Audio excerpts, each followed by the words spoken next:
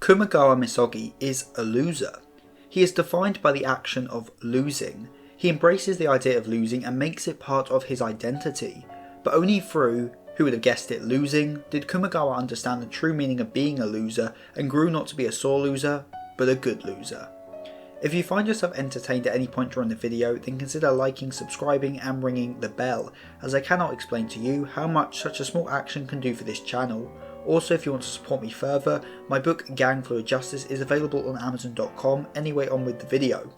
Kumagawa is a loser. This is a concept that defines his character. As he is a loser, he cannot win. He clings to the idea of being an antagonist as it allows him to fool himself into thinking it is okay to lose. No matter what happens, he will lose. No matter what he does, he will lose. Usually this would drive someone into despair and depression, and for Kumagawa it does. However, in order to cope with this despair, he convinces himself that he is the antagonist, that it is his role to lose. He seeks solace in the idea that he will always lose, and that it isn't by his own actions that he loses. It is by the will of the universe itself. He will always lose, as that is his role to fill. Much like the majority of Medaka Box's cast, Kumagawa is defined by his role to be the antagonist in the same way Medaka is defined by her role as the protagonist. Much like how she always wins, he always loses. Kumagawa is a character who was never shown love. He grew up devoid of love and connection, with no one to comfort him.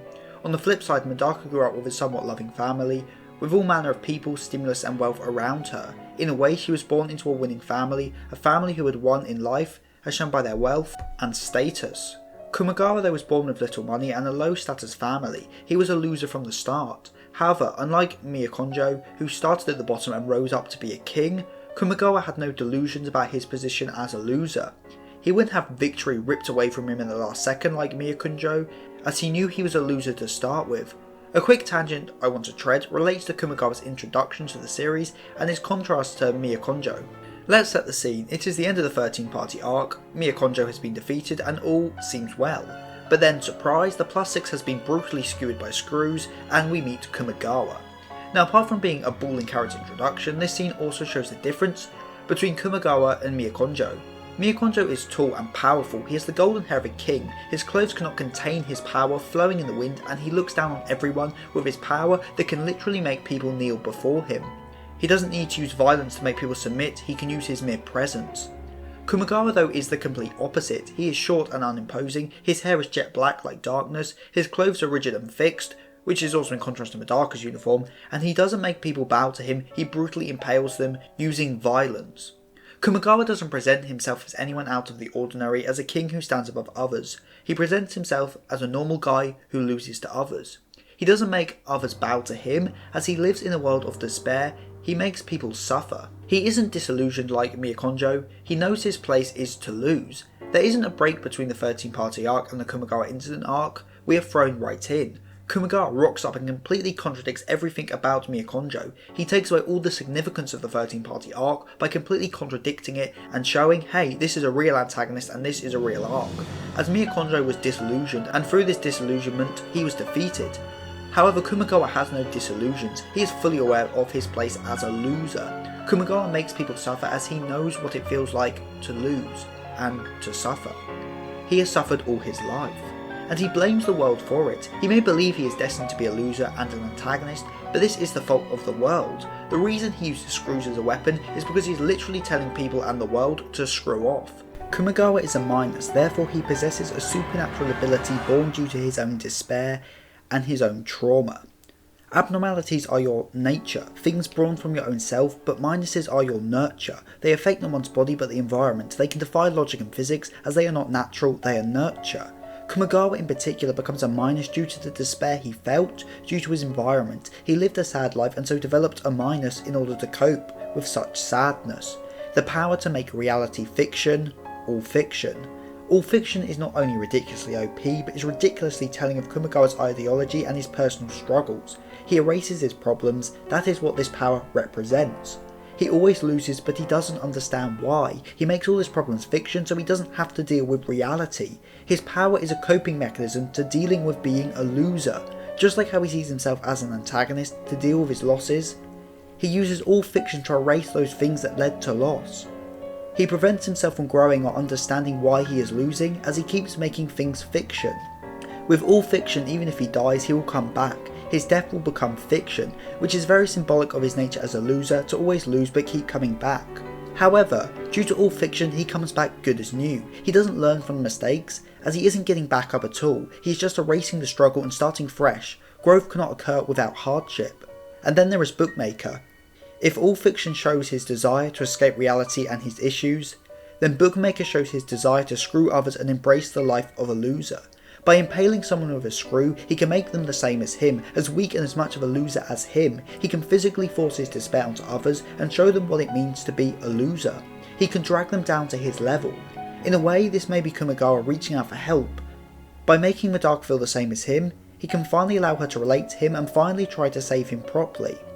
He lost to her properly as he allowed her to understand him. He finally opened himself up and allowed himself to be saved. All fiction is a way to erase your problems and an excuse to be oblivious to your own issues, never learning or improving. However, Bookmaker is a way in which you can try to appeal to others and make your despair known by literally dragging people down to the same level as you. However, this only works when the person you drag down to hell is a goddess and a protagonist. Medaka is the only person who could save Kumagawa, just like Kumagawa was the only person Medaka couldn't love.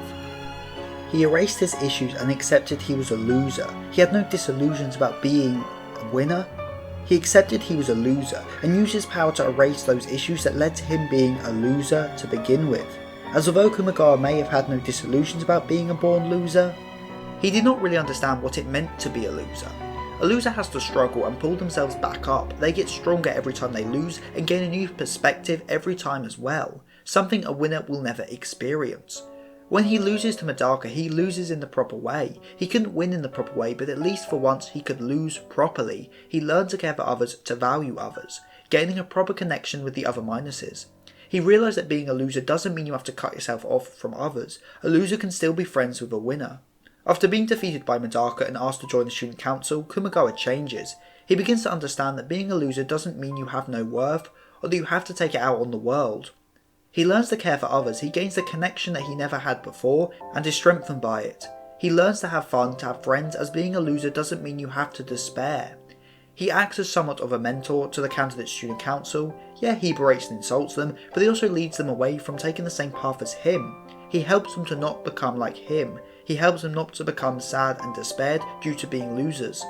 He has enough self-perspective in the latter half of the story to understand his own flaws and the failings in his own ideology, and steers those young girls away from it, away from being a bad loser. And then in the final arc of the series, we get to hear Kumagawa's speech to the student body, where he says that human connections can never become fiction, that his connections with other people are not something so easily lost, that he will keep on struggling, and if anyone ever feels like a loser, then remember that he is an even bigger loser than them, and that even despite that, he is still happy, as even a loser can be happy. Happiness isn't defined by whether you win or you lose.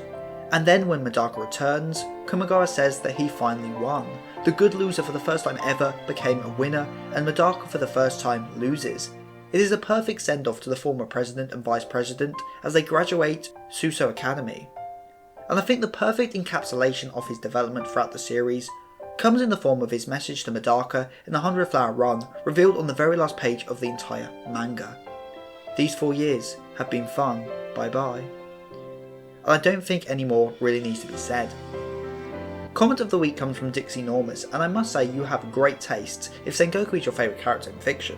If you have any opinions on Kumagawa or Medaka Box as a whole, then tell me in the comment section down below. And if you have a suggestion for a future video, then again the comment section is funny enough down below, as this video was in fact a comment suggestion.